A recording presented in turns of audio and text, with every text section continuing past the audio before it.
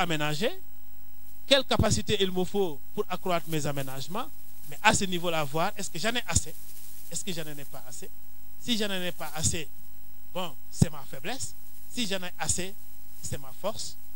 Et c'est comme ça donc qu'on pourra aborder. Maintenant, en ce qui concerne les opportunités,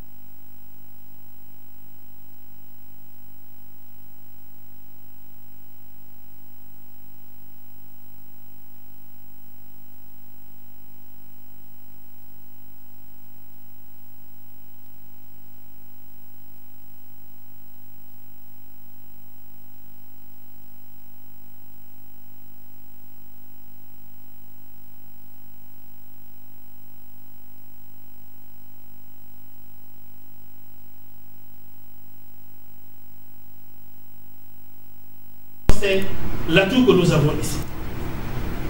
Maintenant, pour atténuer le désavantage que nous avons ici, en termes de faiblesse aussi, c'est la même chose, je vois, mais en tout cas, par rapport à la faiblesse que j'ai identifiée, pour la corriger, pour l'atténuer, qu'est-ce que je propose comme investissement, qu'est-ce que je propose comme mesure juridique, Maintenant, ce n'est pas systématiquement qu'il y aura toujours investissement. Si l'investissement n'est pas nécessaire, je n'ai pas besoin de mettre un investissement. Voilà donc pour ce tableau des mesures qui devra nous permettre d'avoir un certain nombre de mesures à proposer à l'autorité ministérielle. Maintenant, le dernier et troisième rang, c'est comme on a dit tantôt, tu peux descendre à ça. C'est comme on a dit tantôt, on a maintenant nos mesures, voilà, on a maintenant nos mesures, maintenant il faut répartir les rôles. Vous voyez? Par exemple, si on met l'investissement, on a demandé au ministre de faire un barrage quelque part.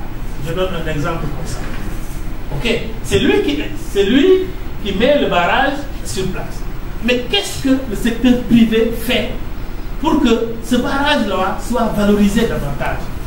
Vous savez, tout ça on le fait pourquoi?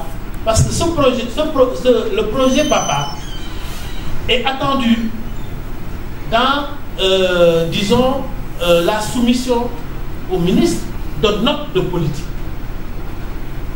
Vous voyez? Alors, le ministre voudra bien, quand papa lui dira, ah bon, moi, parce que la politique, c'est un ensemble d'acteurs qui la réalisent. Ce n'est pas un acteur. Bon, nous avons retenu ces trois catégories d'acteurs. Le secteur public. Le secteur public, il y a l'État. Mais il y a aussi ses partenaires au développement. Qui sont qui relèvent d'entités publiques étrangères. Voilà, c'est pourquoi les PTF sont dans ce bloc de secteur public.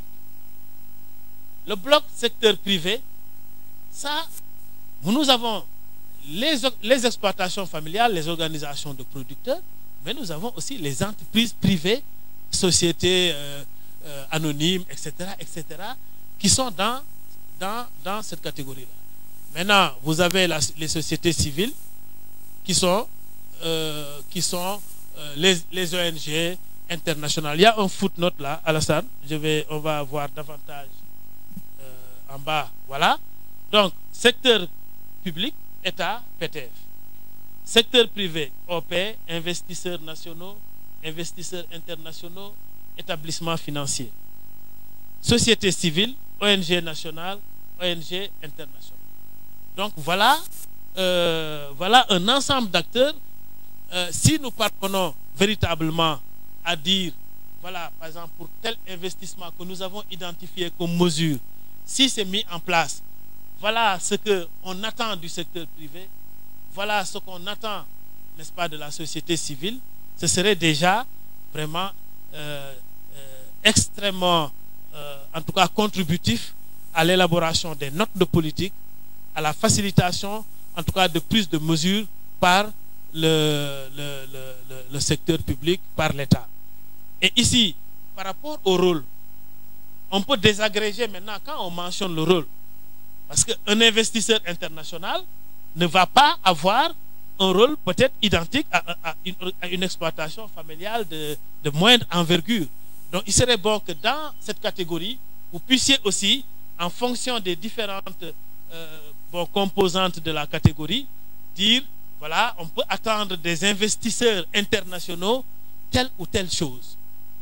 Et c'est maintenant quand on va élaborer la note de politique, parce que la note de politique ne sera pas élaborée aujourd'hui, ne sera pas élaborée au sortir de cet atelier. Mais il y aura déjà suffisamment d'éléments pour permettre, n'est-ce pas, au papa, d'élaborer une note de politique suffisamment précise pour dire au ministre, voilà, nous vous proposons, en tout cas pour développer la filière riz, de procéder à telle mesure juridique. Si vous prenez la mesure juridique, vous avez la garantie, enfin, les dispositions devraient être prises pour que tel acteur puisse s'engager de telle ou telle manière. Voilà. Donc vraiment, si nous parvenons au cours de cet atelier à avoir l'ensemble de ces investissements, c'est que nous aurons garanti à papa la production de notes de politique extrêmement précises et efficaces. Voilà donc un peu ce que je pouvais dire. Voilà, merci. Donc on revient le premier tableau pour aujourd'hui là. Travailler dans le premier tableau, encore une fois,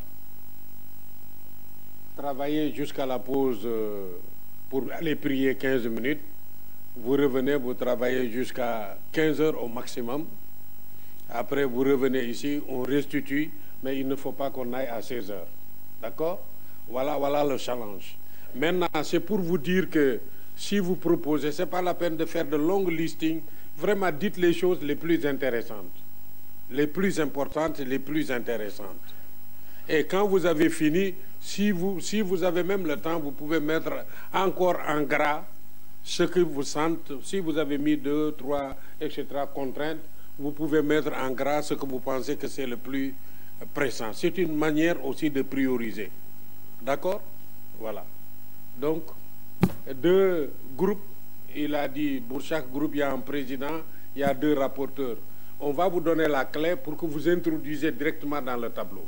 Comme ça, ça nous fait gagner aussi du temps, au lieu d'écrire à côté, etc.